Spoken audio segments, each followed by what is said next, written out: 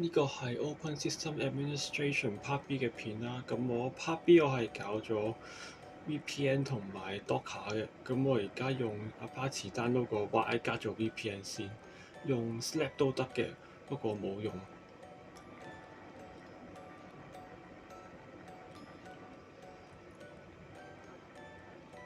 接下嚟個步驟，因為入邊啲 command 係唔可以直接用 sudo 搞啦，所以我唯有用 sudo 減 I 做一個 temporary 嘅 root 先嘅。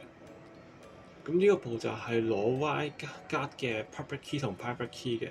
咁 key 可以用 cat 或者用 less 嚟睇。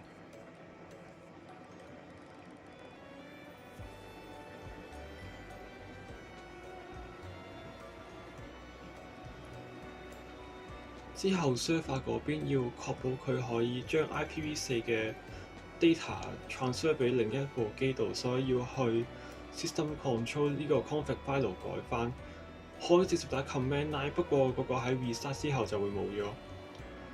跟住而家做 Y 加嘅 config。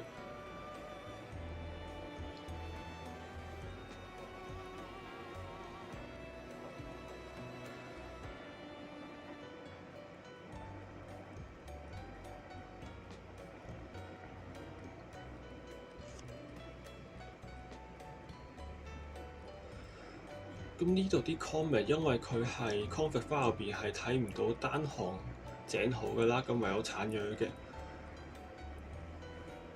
嗱，呢度放翻個 server private key 入去。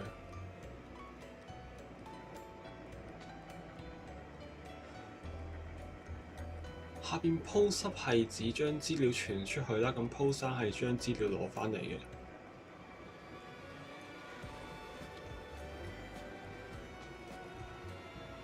而家轉去另一部 Ubuntu 做 client 嗰邊嘅嘢先。呢邊都會照 download 一次 Y 格啦。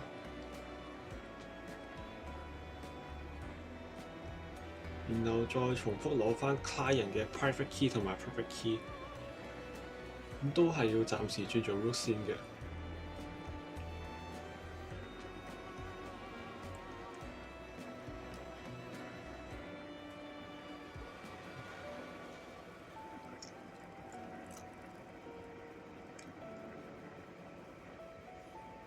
然後再去翻 Y 加個位做一個 client 嘅 config 檔。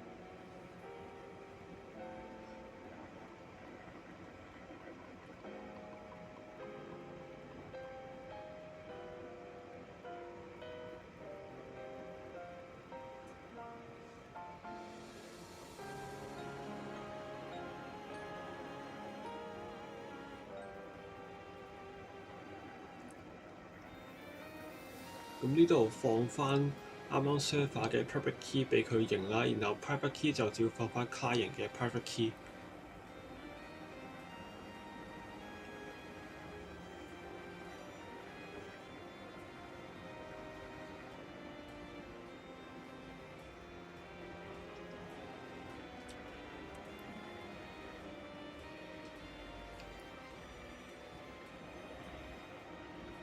咁我而家翻嚟 server 嗰度攞 client 嘅 public key 啦。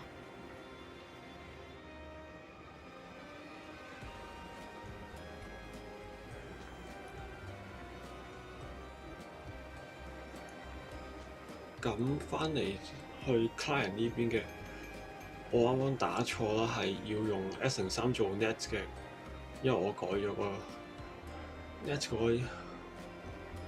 config 啦。咁呢度要睇翻我呢邊 server 嘅 IP 嘅，俾翻個 client 用。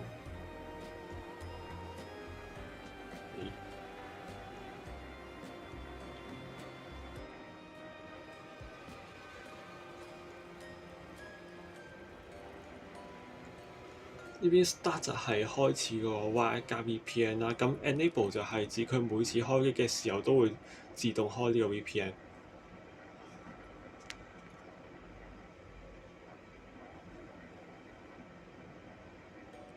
而家開翻個 server 啦。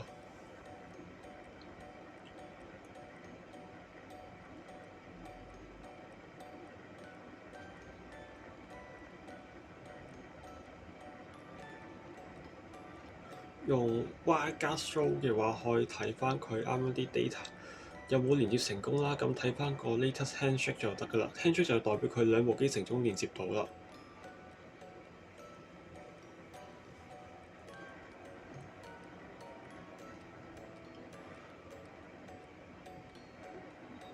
咁我而家再次確認佢係真正連到啊！咁我而家去 client 嗰邊就拎走佢個 net 嘅嗰個 network adapter。port 4就係啱啱個 secondary 嘅，咁而家我熄咗佢啦，淨係留低個 host adapter，host only 嘅 adapter。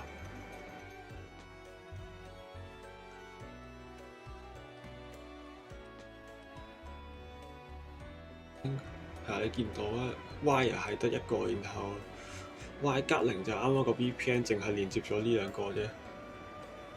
咁而家用 Firefox 去個 Google。你已經去上到網啦，即係佢 VPN 成功連接到啦。咁而家準備跳去整 Docker 啦。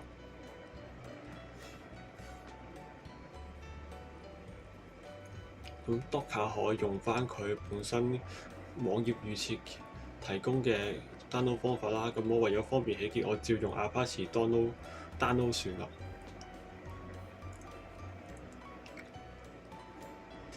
download 完之後，佢預設係會有得用 Hello World 呢樣嘢嘅。咁 Hello World 呢個就係佢會呢個 command 係需要去 Docker 嗰度攞翻個 image 落嚟，即係 Hello World 呢個 image 落嚟。你見佢呢度都有解釋到啦，佢就係攞完個嘢之後放喺我呢邊嘅 client 呢邊 Docker 呢度嘅，咁我就可以用到啦。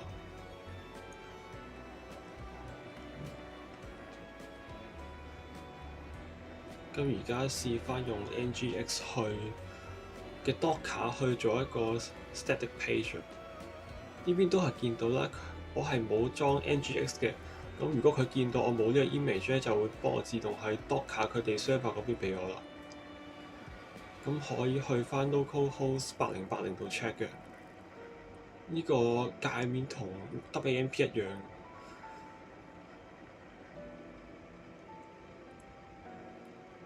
download 完唔想要嘅話，可以直接 Docker stop 同埋 remove 佢。咁而家就係一個 custom 嘅 static web page 啦。咁首先去一個自己開一個 site 嘅 directory 先，咁將 Docker index 塞入去入邊一個新起嘅 index.html 啦。咁為咗令佢可以起個 image 檔出嚟咧，咁我要手動整一個 Docker file 嘅。咁呢度入邊就係用 NGXL-PANE 嘅方式，將入邊嘅嘢 copy， 我呢度 index.html copy 去佢入邊 user share 嗰度嘅 HTML。咁我有呢個 file 咧，我就可以標一個自己叫做 web， 唔係自己叫做 web 嘅 NGX image 出嚟啦。咁而家去翻啱啱嗰個 localhost 8080。然後再 refresh 佢嘅話，就可以見到我嗰個頁面啦。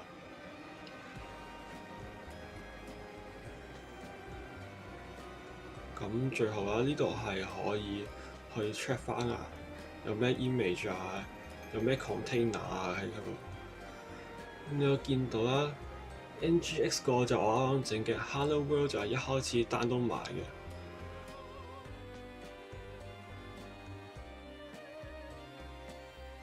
咁而家將啱啱嗰個 file 整一個壓縮檔啦。